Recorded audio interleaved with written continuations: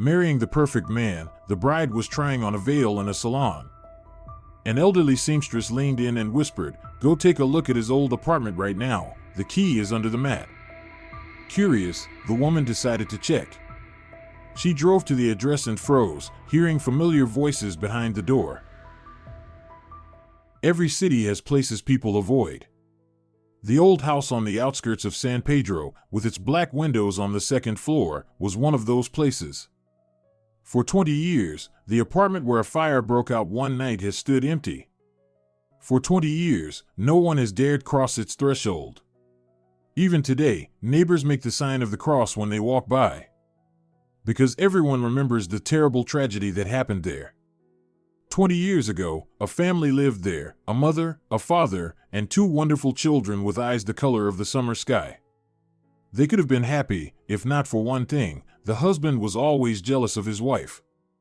That night, the boy woke to the crash of falling furniture and the father's voice, distorted by rage. "I know everything. Stop lying to me." The boy clutched his 5-year-old sister to him. Her small body trembled with fear. "Why are they fighting?" the girl whispered. "Dad's angry again," the boy replied softly. "He'll calm down soon, just wait a little." But this time was different. A candle, knocked over by accident, set the curtains on fire. The blaze that raged in the man's heart burst out into the world. The 7-year-old boy and his sister ran out of the burning apartment. They stood outside, watching the flames devour the windows of their home, watching their life collapse. "Where are Mommy and Daddy?" the girl cried. "Why aren't they coming out?" She didn't know they couldn't come out.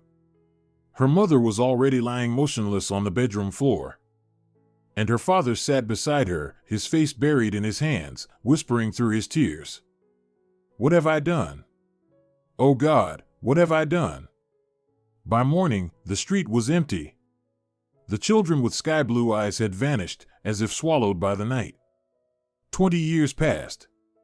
But no one ever found out what happened to them. Were they still alive? Did they remember that night? Soon, the town would have answers. Because the past always finds a way to return when you least expect it. Soledad Ramirez sat at the kitchen table, flipping through a wedding cake catalog. In just a month, she would marry Hugo Vasquez, a successful architect who had swept into her life a year ago and turned it completely upside down. "This one with the cream roses will be perfect," Aunt Carmen exclaimed, peering over Soledad's shoulder and pointing at a photo of a 3-tiered cake. "I'm so happy for you, Soledad. You're so lucky to have Hugo." Soledad smiled, turning the glossy pages. At 28, she had finally found her great love. Hugo was everything she had ever dreamed of: smart, kind, caring. And most importantly, he loved her in a way no one ever had before. The doorbell rang. Soledad got up and opened the door. Standing on the doorstep was her best friend, Dolores Moreno, holding a bouquet of white roses. "Hello, bride-to-be." Dolores hugged her, but her embrace lacked its usual warmth. Soledad looked at her closely. Dolores had lost weight, dark circles shadowed her eyes, and her smile seemed strained. "Lola, are you okay?" Soledad asked. "Lately, you've seemed distant." "Oh, I'm fine. Everything's great." Dolores answered too quickly, averting her eyes. "It's just all the work at the hospital. You know how hard it is for nurses." But Soledad had known her friend since university, and she could see it: something was troubling her. Dolores avoided direct eye contact, fidgeted with the strap of her handbag, and spoke too fast, too brightly. "Where's the groom?" Aunt Carmen asked. "Hugo's at the construction site, checking on a new project, but he'll be back this evening," Soledad replied. "And you, Lola, will you stay for dinner?" Dolores flinched sharply, as if she'd been shocked. "No. I'm not sure." "Why do you ask?" Soledad frowned. Strange. Dolores had always enjoyed their dinners together before. She and Hugo got along well. But now, at the mere mention of his name, her friend turned pale. Lola, are you sure you're all right? Is something bothering you? No, no. Dolores shook her head and finally smiled, but the smile didn't reach her eyes. I'm just tired. I'm really happy for you. Hugo's a wonderful man. You're going to be very happy. There was something odd in her voice, a mix of sincerity and pain. Soledad wanted to ask more, but Aunt Carmen was already calling her back to the table. Let's pick out a dress design. The seamstress will be waiting for you tomorrow. Soledad nodded but couldn't shake the feeling all evening that Dolores was hiding something. Her friend tried to seem cheerful, but there was a flicker of sadness in her eyes. And when Soledad's phone rang and Hugo's name appeared on the screen, Dolores abruptly stood and went out onto the veranda. Hi, love, Hugo's warm voice melted her heart. How's the wedding prep going? Everything's good. Lola's here, we're picking a cake, Soledad said, though her eyes remained anxiously fixed on her friend. Say hi to Dolores for me, Hugo said, and Soledad thought she caught a peculiar note in his voice. I will. See you tonight? Of course. Is Dolores staying for dinner too? A flicker of unease passed through Soledad's heart. Why was he so interested in her friend? She hasn't decided yet. Ah, all right, Hugo said quickly, almost as if embarrassed. See you tonight. I love you, Soledad. I love you too, Hugo. When she hung up, Dolores was still standing out on the veranda, hugging herself. Soledad thought she saw a tear roll down her friend's cheek. Lola. Soledad ran out to her. What's wrong? Nothing, Dolores quickly wiped her tears. It's just dust in my eyes. But Soledad didn't believe her. Something was happening to her best friend, and her instincts told her it had something to do with her fiancé. The White Dream Bridal Salon was located in the old part of town, in a building from the early 20th century. Soledad climbed a narrow staircase to the second floor, where the elderly seamstress Consuelo was waiting for her. Welcome, dear, the old woman said gently, inviting her into the workshop. Consuelo was about 70, her gray hair neatly pinned into a bun, and her kind brown eyes peered out from behind thin-framed glasses. The workshop was cozy, mannequins and wedding dresses, spools of lace, the scent of lavender and old furniture filled the air. Consuelo pulled out a notebook. Such a beautiful girl. Your groom is very lucky, she said warmly. So, have you chosen a design? Thank you, Soledad smiled. Yes. She pulled a magazine clipping from her handbag. Good, the seamstress said, glancing quickly at the picture. That dress will suit you perfectly. But first, let's try on the veil. Soledad smiled and nodded. And what's the groom's name? The seamstress asked as she led Soledad to the mirror and draped the veil over her. Hugo Vasquez. He's an architect. Consuelo froze, her hands trembling. She looked closely at Soledad through the mirror. Vasquez? She repeated. Architect Hugo Vasquez? The one who designed the new train station? Yes, that's him, Soledad replied, surprised. Do you know him? The old woman continued to stare, studying the bride's face. I saw his photo in the newspaper. And, once, I met him on the stairs. A strange unease stirred in Soledad's chest. Consuelo fell into a thoughtful silence. What stairs? Soledad managed to ask, feeling confused. Child, the seamstress said quietly, do you really know him well? We've been together for a year, Soledad answered. Why? The old woman shook her head slowly. I think he used to be my neighbor. Really? Soledad asked, not quite believing her. Consuelo moved to the window, and Soledad noticed her shoulders trembling. Then she turned back, and in her eyes was a strange mix of pity and determination. Soledad, you seem like a good girl.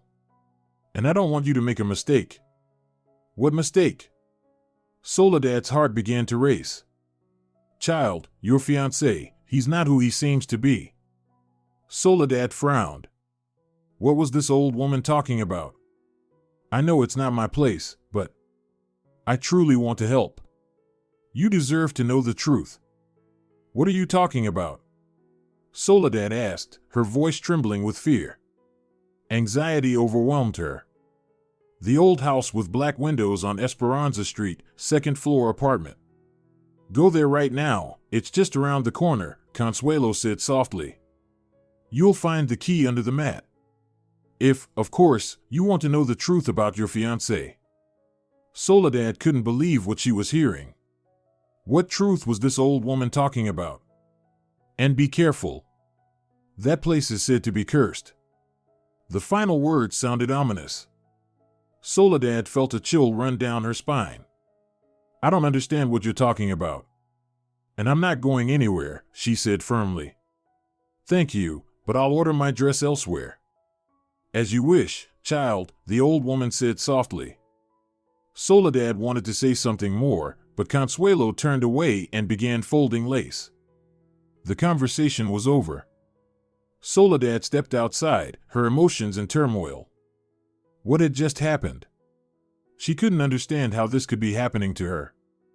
Could it be that the old woman was just jealous? After all, she and Hugo really were a happy couple.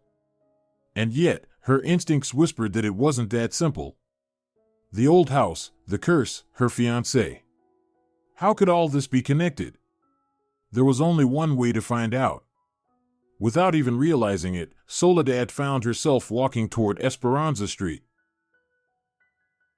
The house truly was old, a partially abandoned building. The neighboring houses looked lived in, but this one seemed frozen in time. The facade was peeling, and some windows were boarded up. But on the second floor, dark gaping holes stared out, as if from a long-forgotten fire. Feeling her knees tremble, Soledad climbed the stairs to the second floor. There it was, the apartment. And under the worn-out mat, there really was a key. What am I doing? She thought as she inserted the key into the lock. This is madness. Spying, eavesdropping. But before she could turn the key, she heard muffled voices from inside. Her heart clenched painfully. She recognized them instantly. Hugo. Her fiancé. The voice that whispered words of love to her, that promised her happiness until the end of their days. And Dolores. Her best friend from university. The one she had trusted with all her secrets, with whom she had shared her joys and sorrows. They were here. Together. In this abandoned apartment. But why? Soledad pressed against the door, her hands trembling. The voices came from deeper inside the apartment, but the words were unclear. Quietly, Soledad turned the key and gently pushed the door. It swung open soundlessly. Inside, the air smelled of ash and years of abandonment. The walls were streaked with black marks from a long-ago fire, the paint was peeling, and tattered remnants of wallpaper hung like rags. The floor was littered with debris, charred planks, chunks of plaster, shards of glass. In the corners lay the remains of furniture, the scorched frame of a sofa, twisted metal parts of a bed. This place breathed tragedy. Death. Grief, soaked into every inch. Soledad asked herself again why Hugo and Dolores were here, but she had no answer. She slipped into the apartment and stood still, listening. The voices were coming from the far room. Finally, she could make out the words. I can't keep hiding this from Soledad anymore, Dolores was sobbing. Every time I see you two together, I want to scream. We have to tell her everything, Hugo. The world tilted before Soledad's eyes. She struggled to breathe. It's hard for me too, Hugo replied, his voice filled with such pain, such tenderness Soledad thought was reserved only for her. But how can we explain it to her? She won't understand. It's hard to believe even for me. If I were in her place, I couldn't. No, Soledad whispered soundlessly, pressing her hand to her lips. No, this can't be. I cursed myself for falling in love with my best friend's fiancé. Dolores sobbed. I've been tormented by it for months. I hated myself for it. Yes, I understand your feelings, Hugo said softly. I've blamed myself too, for always thinking of you. Every word hit her like the stab of a dagger. Soledad clutched at the wall, feeling her legs give way. All those months, while she had been planning the wedding, choosing a dress design, dreaming of the future, and meanwhile, the people closest to her.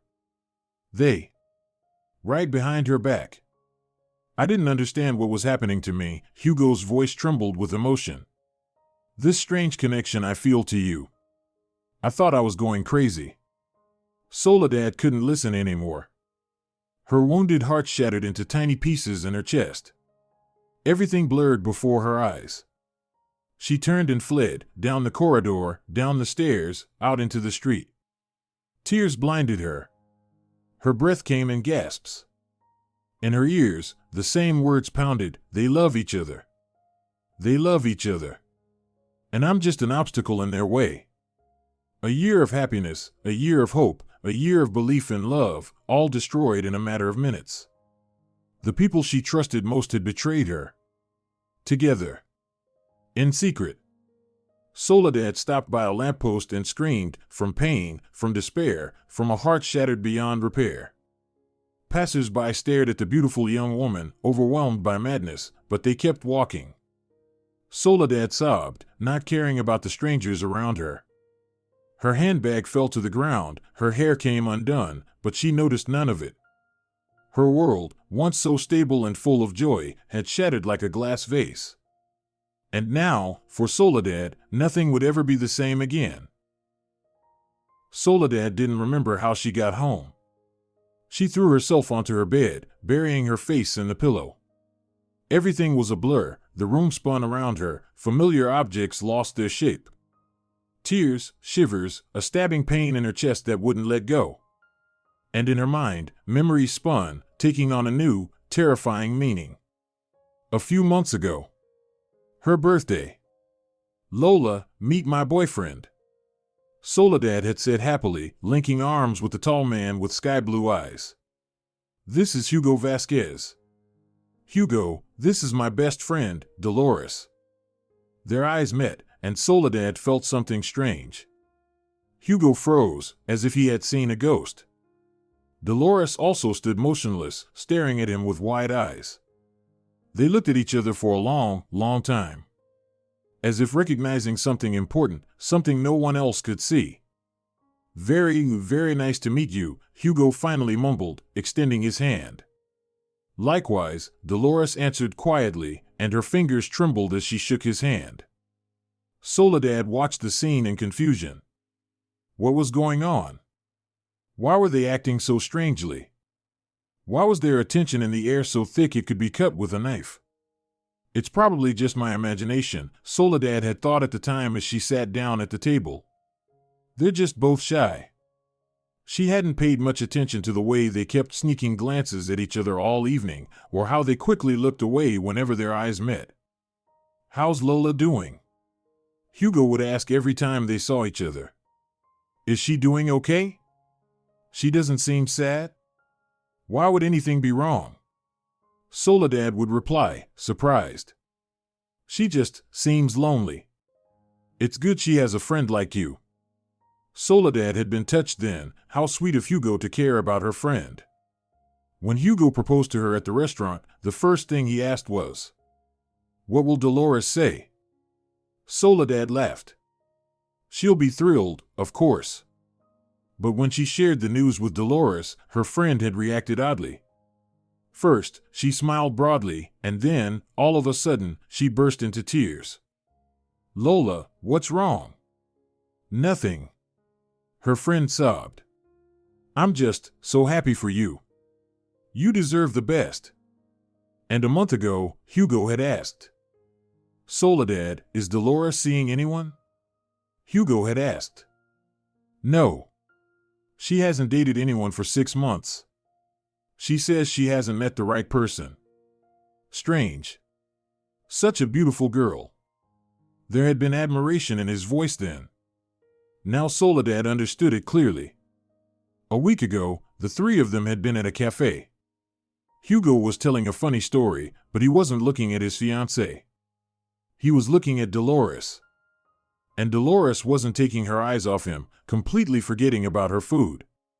It was as if an invisible thread of love connected them. Now everything made sense. All those glances, Dolores' strange behavior, Hugo's questions.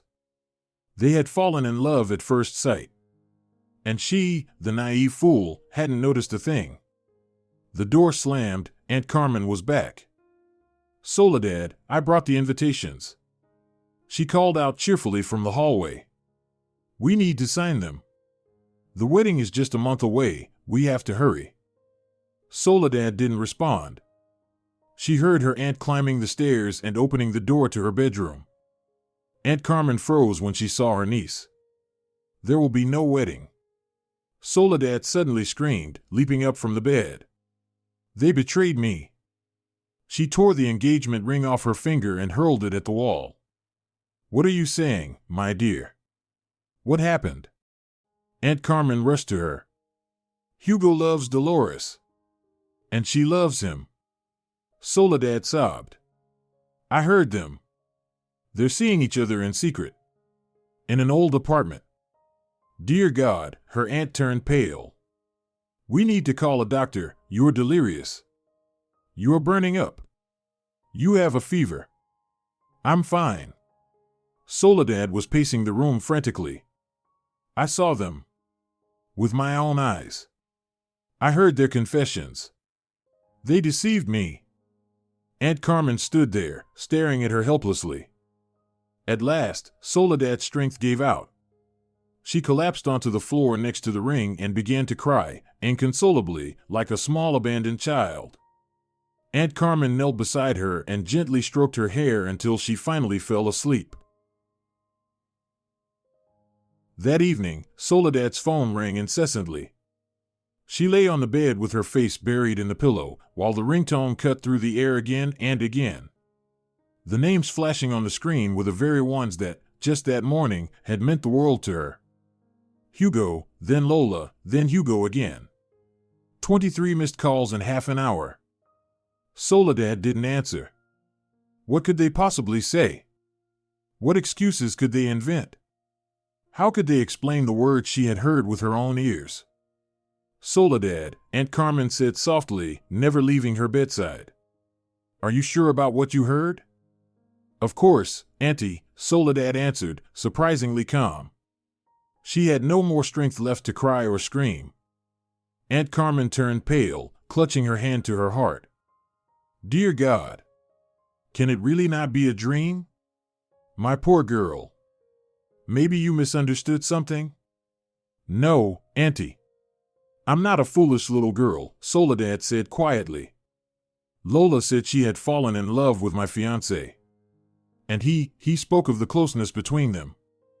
Soledad felt an unbearable exhaustion. She just wanted to close her eyes and sleep. Sleep forever.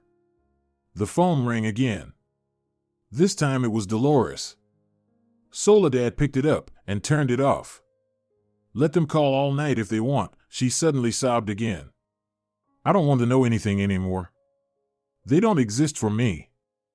Tears streamed down Soledad's cheeks like rivers, her shattered heart pounding in her chest. Aunt Carmen hugged her tightly again. "Hush, my dear, hush. We'll figure this out.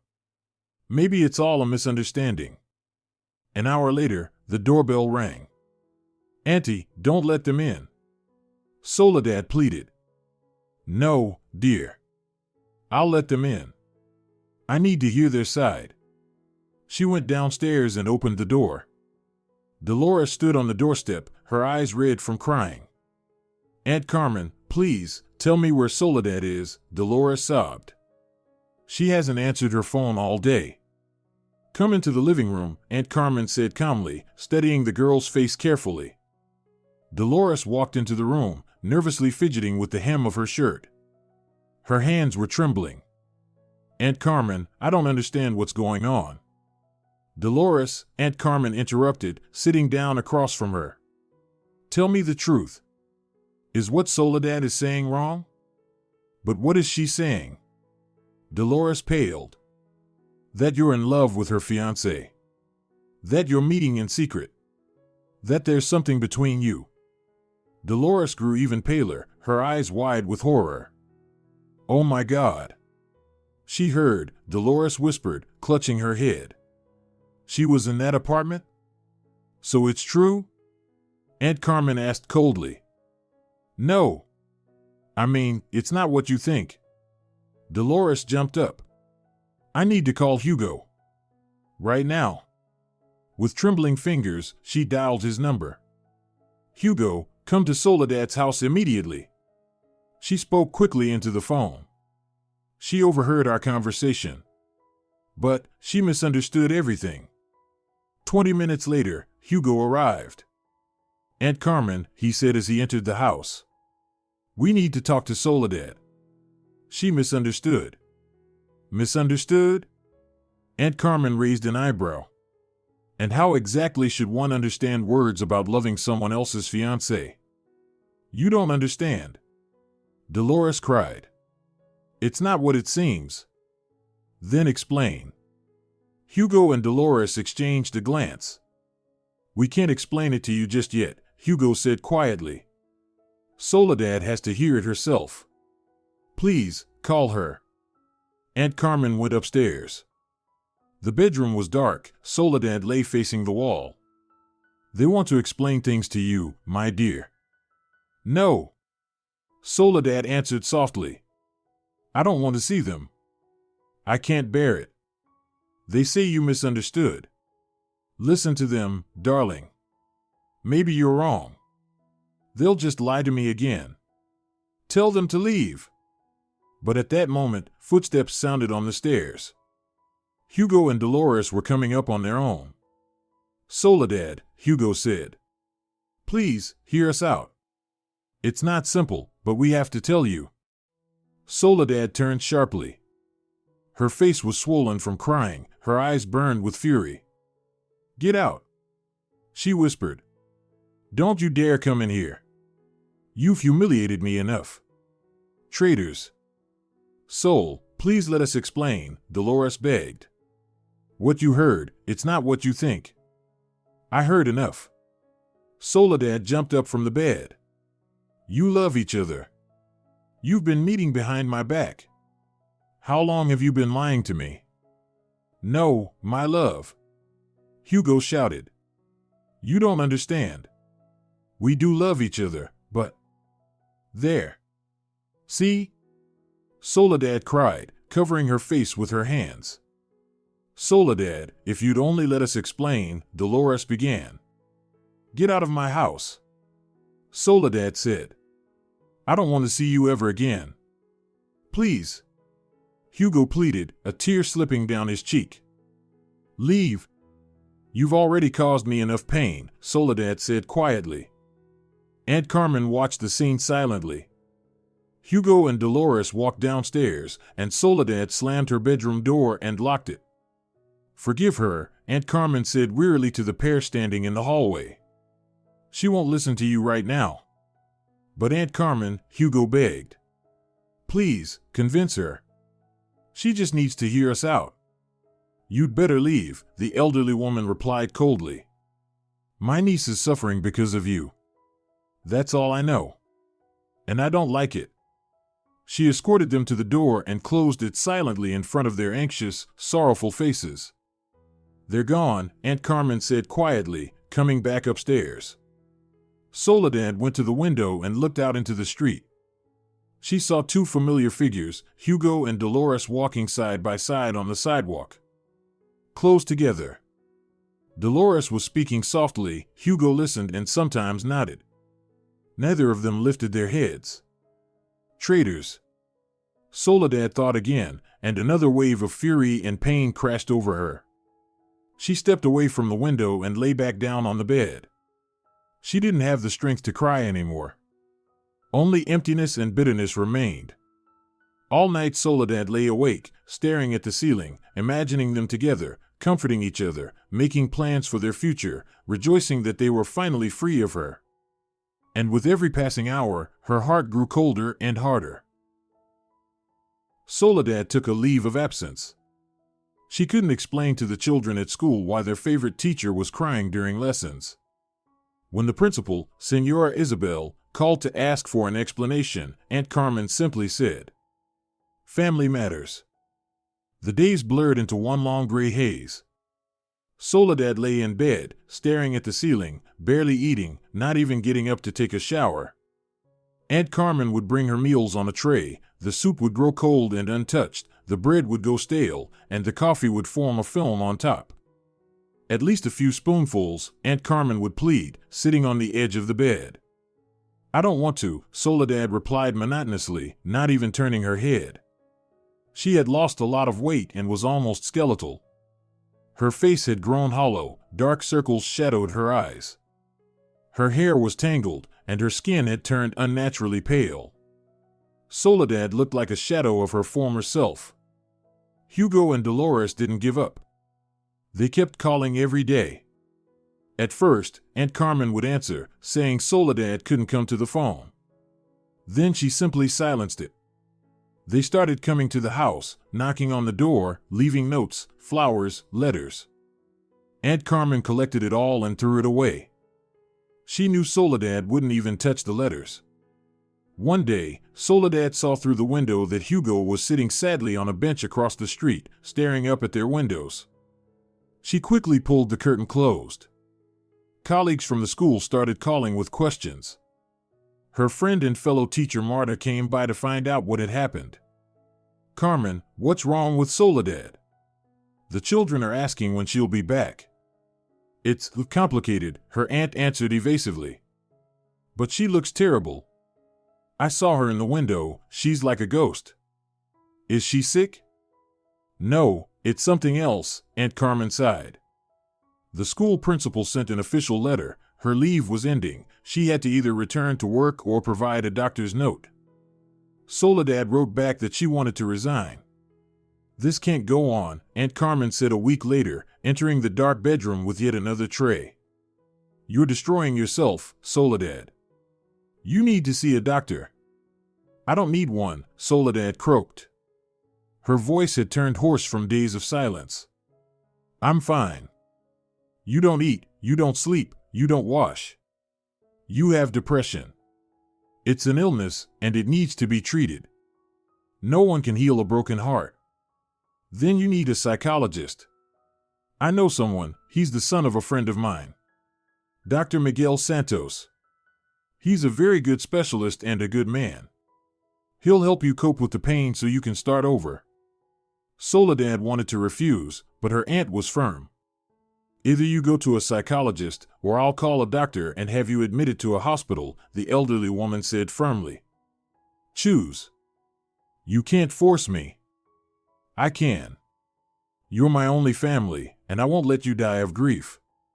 There was such determination in her aunt's voice, but Soledad knew it was just words. She continued lying on the bed, staring at the ceiling. But one night, she had a dream. There was such determination in her aunt's voice, but Soledad knew Aunt Carmen would never resort to drastic measures. She was too kind, too gentle. "I'm not going anywhere," Soledad whispered, turning toward the wall.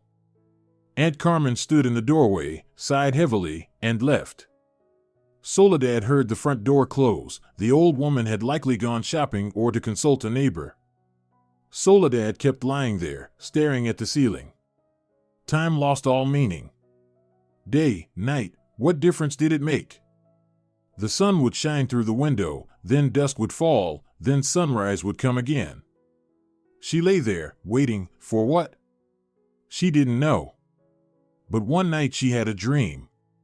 A terrible nightmare of a dream. She was lying in a coffin. A white satin coffin with golden handles. Around her stood people dressed in black. Aunt Carmen was sobbing. Her colleagues from the school shook their heads sadly. The children from her class were crying. And among them, Hugo and Dolores. They were holding hands, looking at her with relief. Finally, Dolores whispered, "Now we can be together." "Yes," Hugo nodded. "She's no longer in the way." Soledad tried to scream, to tell them she was alive, that it was a mistake, but no sound came out. She tried to move, but her body wouldn't respond. She raised her hand and, to her horror, saw the skeletal fingers of a corpse. The lid of the coffin began to lower. At first it was dark, and then she heard the dull thuds of shovels hitting the ground.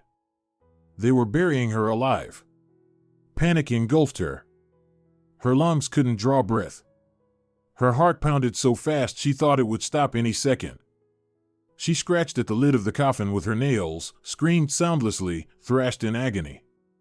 No! Soledad woke up screaming. Her body was soaked in sweat, the sheets clinging to her skin. Her heart was racing, thudding so hard it felt like it would burst out of her chest. Her hands trembled uncontrollably. Sol! Aunt Carmen rushed into the room. What's wrong? A dream, a terrible dream, Soledad gasped. I was dead, but alive, in a coffin. Her aunt hugged her tightly, pulling her close. Hush, my girl, it was just a nightmare. You're home, you're safe. But Soledad couldn't calm down. The images from the dream were still vivid before her eyes. She got up and went to the bathroom. There, Soledad looked at herself in the mirror and recoiled in horror. A stranger stared back at her, gaunt, with lifeless eyes, as if aged 10 years overnight. What have I become? She thought desperately. Auntie, Soledad said quietly as she stepped out of the bathroom. I'm going to see the psychologist. Today. Dr. Santos's clinic was located in a quiet part of the city, in an old mansion surrounded by a garden. Aunt Carmen brought Soledad to her first session by taxi. Her niece was too weak to make it on her own. I'll wait in the car, Aunt Carmen said, but Soledad grabbed her hand. Don't leave. Please. All right, my girl. I'll stay close. Dr. Miguel Santos received them in a cozy office on the second floor. Soft beige armchairs, fresh flowers on the windowsill, bookshelves stretching from floor to ceiling. The air smelled of lavender and jasmine. There was none of the sterile hospital atmosphere, only the comfort of a welcoming home. A man in his mid-30s met them at the door. Of average height, wearing a light blue shirt and dark trousers. His brown eyes, framed by thin-rimmed glasses, radiated calm and kindness. His handshake was warm but not intrusive. Welcome, Soledad. Please, sit wherever you feel comfortable. Soledad chose the armchair by the window, far from his desk. Miguel didn't insist, he simply sat across from her and pulled out a notebook. Tell me what's troubling you, he said gently. And then Soledad burst into tears. She told him everything, about Hugo, about her love for him, about Dolores, about their friendship since university, about the conversation she had overheard in the abandoned apartment. Miguel listened attentively without interrupting, only nodding from time to time. I understand how much pain you're in, he said when she finally finished and wiped her tears with a tissue. The betrayal of those closest to you is one of the hardest psychological traumas. Your reaction is completely normal. Normal? Soledad sniffled. I don't eat, I don't sleep, I can't work. I'm turning into a vegetable. You're experiencing acute grief. It's a process that takes time. But I'll help you get through it. I thought I knew them, Soledad whispered. Hugo was so caring, so gentle. And Lola, we were friends for so many years. How could they do this to me? Soledad, Miguel said carefully, are you sure you understood their conversation correctly? Of course. She flared up. Dolores said she had fallen in love with my fiancé, and Hugo. Hugo spoke of their closeness. But maybe they weren't talking about romantic love. Maybe they share some secret they're afraid to reveal to you? A family connection, a shared past? Soledad shook her head. What other secret? They met in an abandoned apartment. Why, if not for romantic meetings? Miguel didn't argue but jotted something down in his notebook.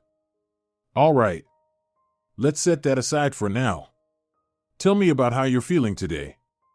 The first sessions were agonizing. Soledad cried almost the entire time, pouring out her feelings. Miguel taught her breathing techniques, explained the nature of depression, helped her understand that betrayal was not her fault. You couldn't control their actions, he said. You can only control your reaction to them. Gradually, after a month of regular sessions, Soledad began to climb out of her deep depression. She started eating again, taking showers, going out into the yard for fresh air. She even returned to teaching at the school, though the children immediately noticed a change. "Señorita Soledad, you're so sad," 7-year-old Laura said after class. "Did someone hurt you?" "A little," Soledad smiled. "But I'll be okay." "Can we hug you?" Laura asked. "My mom says hugs help heal." And the whole class hugged their teacher. For the first time in a long while, Soledad felt something close to joy. By the 4th month of therapy, Soledad began to notice that Miguel treated her with more than just professional care. There was a special warmth in his gaze, and he started finding excuses to keep her after sessions. "Soledad, how did you like the new book I recommended?" Miguel asked as he walked her to the door. "It was good. Thank you for the suggestion. And have you tried the relaxation exercises?" "Yes, they help." He would bring her books on psychology, flowers for her home, they improve your mood, recommend films, and art exhibitions. "I believe art can help you restore your faith in beauty," he said once, handing her tickets to a classical music concert. One day, after an especially productive session, he paused with her at the door. "Soledad," he said, and there was a new note in his voice, one she hadn't heard before. "You are a very strong woman. And beautiful. The man who betrayed you, he lost a lot." Soledad blushed. "Miguel, you're being too kind. I'm only telling the truth." He stepped closer. "I know it's too soon to say this. But when you're ready, I would like to invite you to dinner. Not as a doctor, but as a man who cares about you." Soledad looked into his warm brown eyes and thought, why not give it a chance? Miguel is a good man. Reliable. He would never betray me, never lie. Maybe with him, I could find peace. "Miguel, I'm grateful for everything. You saved my life. But your heart is still taken," he said with a sad smile. "I understand. Just know, I'll be here. I'll wait." Soledad nodded and left, but all the way home she kept thinking about his words. Miguel was right, her heart remained cold. It still belonged to Hugo, despite all the pain and betrayal. And that angered her more than anything. Why did she still love the man who had destroyed her life? That evening, lying in bed, Soledad allowed herself for the first time in months to admit it honestly, she missed Hugo. His laughter, his embrace, the way he used to call her my love. But missing someone and trusting them were two very different things. Her trust had been shattered into hundreds of pieces. Forever. Now she often went for walks. She wandered the city streets, letting herself think about nothing. But, strange thing, during these walks, Soledad often found herself on Esperanza Street. It was as if something invisible was pulling her toward that old house, the place where she had found her fiancé and her friend. She didn't understand why. "It's normal," Miguel explained. "A traumatized mind tries to process painful experiences. You subconsciously return to the place where you learned the truth." But Soledad felt it was more than that. It was as if the house was calling her. One evening, standing in front of it, she met an elderly man with a cane. "Back again, señorita?" he said kindly. "This is the 3rd time I've seen you here this week." "I'm sorry, Soledad stammered. "I'm just walking around." "My name's Raphael," the old man introduced himself. "I've lived in the house next door for 40 years. And I've noticed, you're not the only one who likes to walk here." "Who else?" Soledad asked, trying to keep the conversation going. "Young people often come here. The ones with the blue eyes." "Blue eyes?" Soledad was surprised, and her heart was pricked, as if by a needle. Hugo and Lola both had blue eyes too. Why hadn't she thought of it before? Their eyes were so alike. Did you know, girl, Raphael said, lowering his voice, that 20 years ago a terrible tragedy happened in this house? In the apartment on the second floor? No, Soledad answered, and her heart skipped a beat. A family lived there, and their children had the most beautiful blue eyes I've ever seen. A sad, sad story. Soledad shuddered. He was talking about the very apartment where she had overheard Hugo and Dolores's conversation. What happened to them? Old Raphael sighed heavily. A tragedy, a terrible tragedy. The father had a horrible fight with his wife. Carlos was a good man, but jealousy drove him mad. That night he accused his wife of being unfaithful, smashed the furniture, and accidentally knocked over a candle. A fire started. A fire? Soledad whispered. Yes, she remembered, there had definitely been a fire in that apartment. Yes. I'll never forget that night. The children's cries still echo in my ears. The little girl clung to her brother like he was her whole world. The street began to spin before Soledad's eyes. Children. Fire. A girl and a boy. Blue eyes. What happened to the children? She managed to ask. They got out of the apartment in time. But their parents, they died. No one really knows what happened to the children after that. They ran away and vanished forever. They were in shock, poor things. Soledad couldn't breathe. She could almost see the scenes of that night playing before her eyes. Poor, lost children who had lost everything in a single night. And what were their names? Oh, it's been so long, I can't quite recall, the old man said. Let me think, dear. The boy, yes, the boy's name was Hugo. And the girl, she had a beautiful name. Dolores? Soledad breathed. She hadn't expected the name to come out of her mouth. Yes, that's right. Dolores. But her mother always called her Lola. Poor, poor children. What they must have endured before their lives had barely even begun. But what happened to them? No one knows. I suppose they ended up in an orphanage. With those words, the old man walked away, leaving Soledad standing there, her hands pressed to her chest. Now she knew the truth. How could I have, she whispered. Oh God, how could I have? Soledad walked slowly down the street. Fragments of memories spun in her mind. And one clear thought, she had to make things right. But would Hugo and Lola even listen to her? After all, she had driven them away. Soledad pulled out her phone and called Miguel. So they didn't betray you, the psychologist said gently. How do you feel? Relieved and scared, Soledad admitted. What if it's too late? What if Hugo doesn't love me anymore? What if they can't forgive me for how I treated them? And what do you feel for Hugo? What would you do in their place? I love him. I always have. But I ruined everything. I destroyed our happiness myself. I didn't trust him. I rejected my best friend. How could I? Everyone makes mistakes, Soledad. Don't blame yourself. Miguel, you've been so kind to me, you've helped me so much. Maybe I should forget the past and build a new life. Maybe we should try?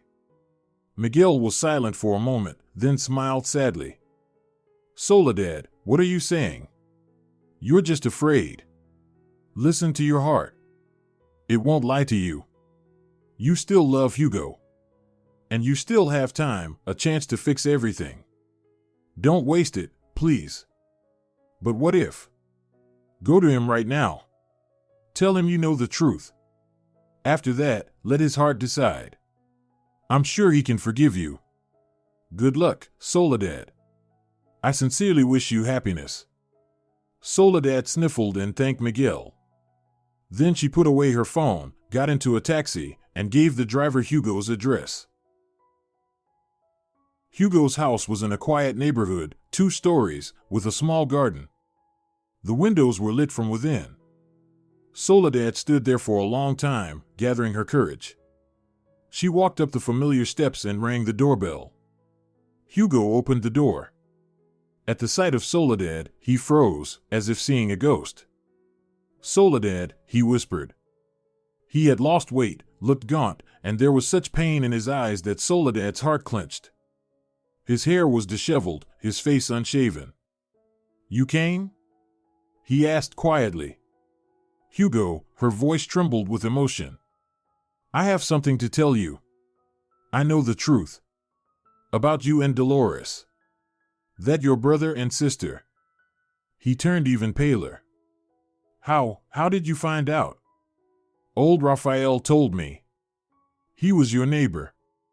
Hugo closed his eyes. "My God. Soledad. Now you know everything.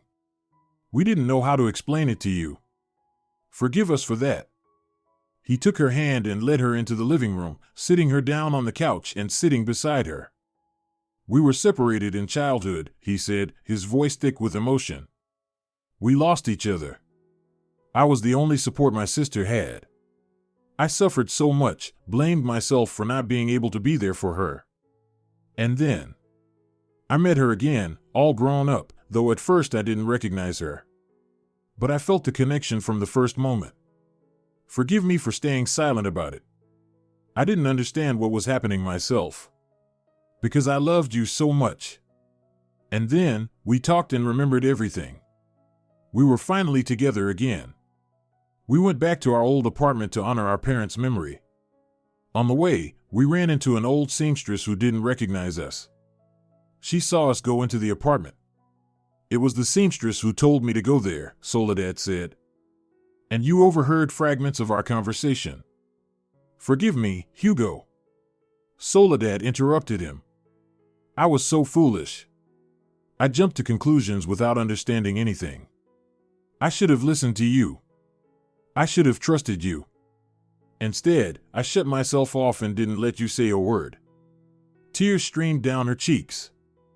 He hugged her and gently stroked her hair to calm her. "It's all behind us now, my love," he said softly. "I missed you so much, Hugo. I suffered so much. I thought you had betrayed me, but in reality you had simply found the sister you lost as a child," Soledad sobbed.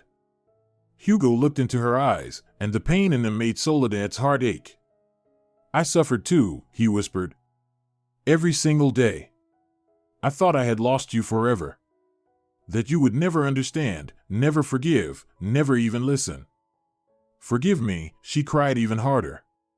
"For my distrust, for my stubbornness, for all these months of pain." Hugo hugged her again, tightly, desperately, as if afraid she would disappear once more. "I love you," he whispered into her hair. "Only you. I've always loved you. And I love you," Soledad sobbed. "So much that I thought I would die without you." They cried tears of relief and happiness. At last, the nightmare was over. "We need to go to Dolores," Hugo said once they had calmed down a bit. "She's suffering too. She blames herself for destroying our love." "Of course. Let's go to her right now." They got into Hugo's car and drove to Dolores's house. On the way, Hugo explained. "We agonized over how to explain everything to you. At first, Dolores thought she had fallen in love with your fiancé, and she hated herself for it. And I didn't understand why I felt such a strange bond with your friend. Then I started looking into that feeling," Hugo continued. "I went to the archives, suggested to Lola that we do a DNA test. When the results came back, we realized that all those feelings weren't random. Dolores's house was small and cozy. A shadow flitted past the window, she was home. Hugo rang the doorbell. Dolores appeared, wearing a house robe. It looked like she had been crying too. When she saw them together, she froze. "Sol?" she whispered. "Hugo? You're together?" "Hi, Lola," Soledad smiled through her tears. "Can we come in?" Dolores silently stepped aside. They walked into the living room and sat down on the couch. I know the truth, Soledad said. About you two. That your brother and sister. And I came to ask for your forgiveness. Dolores burst into tears. Sol, forgive me. I thought I had ruined your life. If it weren't for me, you and Hugo wouldn't have broken up. Hush, Soledad said, hugging her. It wasn't your fault. It wasn't either of your faults. It was mine for not trusting you. But we suffered so much, Dolores cried. I thought I was going insane. Falling in love with my best friend's fiancé. And then finding out he was my brother. So many emotions in such a short time. It's all behind us now, Hugo said, hugging both women. We're together again. And now we're truly a family. Soledad looked at them, Hugo with his blue eyes, Dolores with the same striking blue eyes. How had she not noticed their resemblance before? Tell me everything, she asked. I want to know your story. I want to understand what you went through. And they talked until morning about the terrible fire, the different orphanages, the years of separation. We were also afraid you'd think we were crazy, Hugo said. Or that you wouldn't want anything to do with a family with such a tragic past. Silly, Soledad whispered. I love you both. And your past, it's a part of who you are. I accept you just as you are. When dawn broke, they were still sitting on the couch, hugging, Soledad in the middle, Hugo and Dolores on either side. A family that had almost been torn apart by mistrust but had found its way back together. We'll never keep secrets from each other again, Hugo promised. Never, Dolores agreed. And I won't run from problems anymore, Soledad added. I'll trust. I'll talk. They hugged tightly, knowing the worst was behind them. Now a happy future awaited them, together. A month later, they resumed the wedding preparations. But now everything was different, open, honest, with no secrets. Dolores helped with the organization, and Soledad could see how much she was blossoming. Now that there were no more secrets between them, her friend had returned to her cheerful self. She laughed, joked, and enthusiastically picked out flowers and decorations for the ceremony. Sol, look at these roses, she exclaimed in the flower shop. They'll be perfect with your dress. Lola, you're happier than I am, Soledad laughed. It's like it's your wedding. I'm just happy everything worked out, Dolores smiled. And that my brother and my best friend are happy. One day, as they were leaving the seamstress's shop after the final fitting, they bumped into a man on the street. Soledad looked up and recognized the familiar face. Miguel, she said in surprise. What a coincidence. Dr. Miguel Santos stood before them, looking as polished as ever. He wore a new suit, was clean-shaven, and looked elegant and composed. He smiled warmly at the women. Soledad, how are you? You look wonderful. Thank you. Everything's good. Really good, she beamed with happiness. Miguel, meet my best friend Dolores. Lola, this is Dr. Santos, the psychologist who helped me so much. Miguel turned to Dolores, and something shifted in his expression.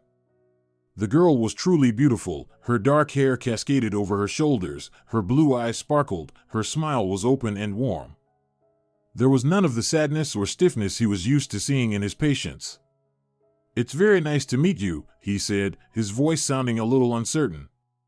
Likewise, Dolores replied, and Soledad noticed how her friend slightly blushed and lowered her gaze. A pause hung in the air. Miguel kept looking at Dolores as if he had forgotten everything else. Dolores fidgeted with her earring, clearly feeling his gaze. Miguel, you'll come to our wedding, right? Soledad said quickly, trying to break the tension. Oh, yes, of course, Miguel said, snapping out of it. I wouldn't miss it. Well, we have to go, Soledad said. Lots of things still to do. She tugged Lola along with her. Of course. Good luck with everything. Miguel called after them, still watching as they walked away. After they had gone a few steps, Soledad glanced back. Miguel was still standing by the atelier, watching them. "Lola," she said with a mischievous smile, "I think you made quite an impression on my psychologist." "What are you talking about?" Dolores blushed even more. "Then why are you so red?" "Got a little sunburned," Dolores mumbled, but her smile betrayed her feelings.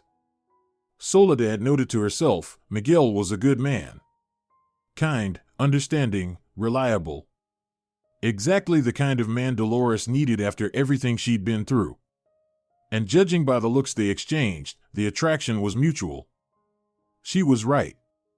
"You know," Dolores said casually when they got home, "your psychologist is quite handsome." "Really?" Soledad smiled. "Did you like him?" Her friend blushed again. "Nonsense. I can't just fall for the first guy I meet." But Soledad already understood everything. The following week, she arranged a coincidental meeting.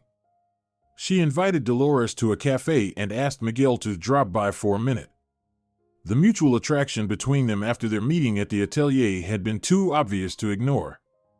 Dolores showed up in a lovely light blue dress and looked very charming. At exactly 3 o'clock, Miguel walked in, and when he saw Dolores, he seemed momentarily flustered. "Miguel, come join us," Soledad said with a smile. Dolores happened to be nearby, so I invited her. "You don't mind, do you?" Miguel just nodded. They ordered coffee and pastries and started chatting about the upcoming wedding. Suddenly, Soledad's phone rang. "Hugo, seriously?"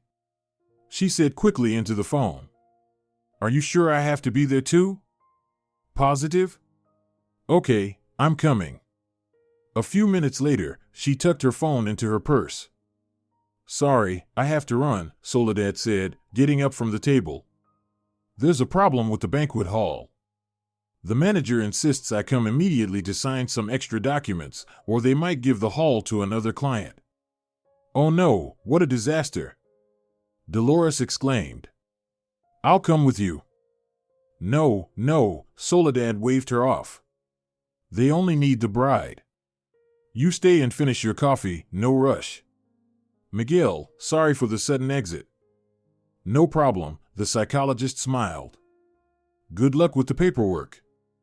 "Thanks. Lola, see you tomorrow." And Soledad quickly left the cafe, leaving them alone. Miguel and Dolores exchanged glances and smiled at each other. "Looks like it's just the two of us now," he said shyly. "Yes," Dolores answered quietly, lowering her gaze. "But the coffee's still warm. Let's sit a little longer." "I'd love to," Miguel replied. Meanwhile, Soledad and Hugo stood around the corner, smiling contentedly as they watched the two chatting animatedly. It seemed Cupid had taken up his work once again. The church of San Miguel was decorated with white roses and ribbons. Sunlight streamed through the stained glass windows, casting colorful patterns on the floor. Guests filled the wooden pews, whispering and smiling. Soledad stood at the altar in a snow-white gown. Her face radiated happiness. Beside her, Hugo, in a dark suit, gazed at his bride with adoration. "Do you, Soledad, take this man to be your husband?" the priest asked. "I do," she said firmly, looking into the blue eyes of the man she loved. "And I promise to always trust him." "Do you, Hugo, take this woman to be your wife?" "I do," he replied. "And I promise to never hide the truth from her." In the first row, Aunt Carmen sat dabbing her eyes with a handkerchief. Next to her, Dolores, the bridesmaid of honor, held Miguel's hand. "I now pronounce you husband and wife," the priest declared solemnly. Hugo kissed Soledad to the sound of guests applauding. Dolores cried tears of joy, and Miguel gently squeezed her hand. At the reception, everyone celebrated and danced. Soledad tossed the bouquet, and, of course, Dolores caught it. She blushed, and Miguel smiled at her with adoration. "Now it's your turn," Soledad whispered to her friend.